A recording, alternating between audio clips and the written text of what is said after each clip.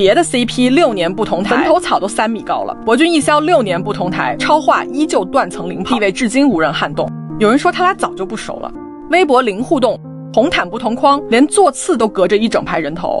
可2026年2月5日那晚，博君一肖只用了 0.5 秒的隔空喊手，就干出了1个半小时登顶热搜，全平台阅读量狂揽18亿的盛况。这如果是不熟，那内娱99%的 CP 大概连认识都算不上。可偏偏这一对6年零互动 CP 超话还是断层第一，至今没人能撼动。你当初有多透明，后来就有多疯。2019年《陈情令》开播前，可以用4个字形容：全员凑数。原著小说是断档级别的热度，导演微博被骂到不敢看，官微评论区直接沦陷。稍微有点知名度的演员都不愿意接，题材敏感，过审风险大，片酬还低，属于谁接谁傻的项目。于是剧组只能找来一堆小透明凑数。肖战、王一博当年都是实打实的路人，没人看好，没人压住，没人觉得能出什么水花。但谁也想不到，这剧后来成了国产剧史上最离谱的一次低开高走现象。第二，隔则天下无双。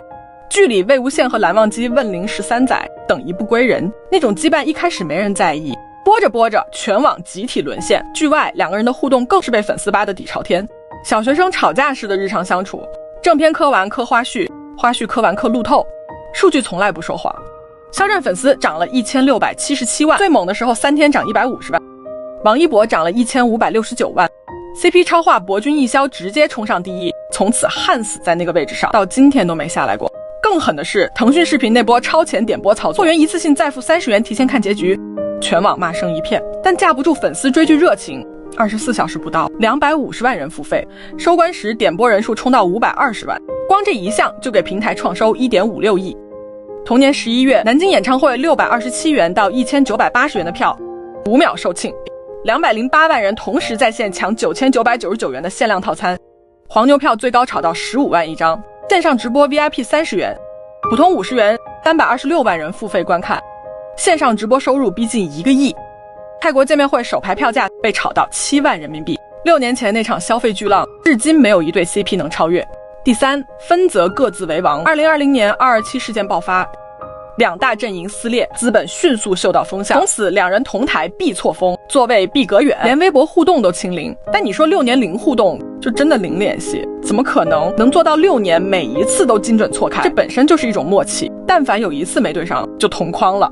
真正把这段关系焊死的不是同框，而是两个人各自活得都太硬了。肖战深耕影视，《青藏海传》创央8近3年古装剧收视纪录，3榜连冠，入围白玉兰最佳男主角。2026微博之夜包揽5项荣誉，2封微博 King， 主演电影累计票房38.6亿。从古装权谋到战争现实，一步步撕掉流量标签，成了靠作品说话的演员。一博跨界跨到离谱，电影累计票房37.73亿，无名长空之王热烈接连获主流奖项提名。2024年第一次职业赛车，首回合拿亚军，一回合直接全场冠军。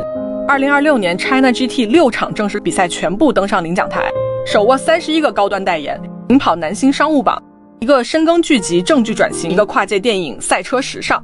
6年过去了，两个人都活成了各自领域谁也惹不起的存在。第四，顶峰相见。2026年2月5日，微博之夜官宣阵容一出，肖战、王一博微博之夜空降热搜第一。红毯直播刚开启，全网观看人数突破5亿，两人同处第2排，中间隔着辛芷蕾、杨幂、杨紫。但红毯上两人一前一后签名，隔空轻轻颔首，就这一下30分钟登顶热搜第一，相关话题阅读量狂揽18亿。顶峰相见这4个字从来不是说说而已，那一刻不只是给6年前那个夏天一个交代，更是给所有人一个信号。山水一程，三生有幸，散是满天星，聚是一道光。博君一笑的待续还在后头，下次再见的时候，你希望他们大大方方站在一起，还是继续隔空致意？评论区聊聊你的答案。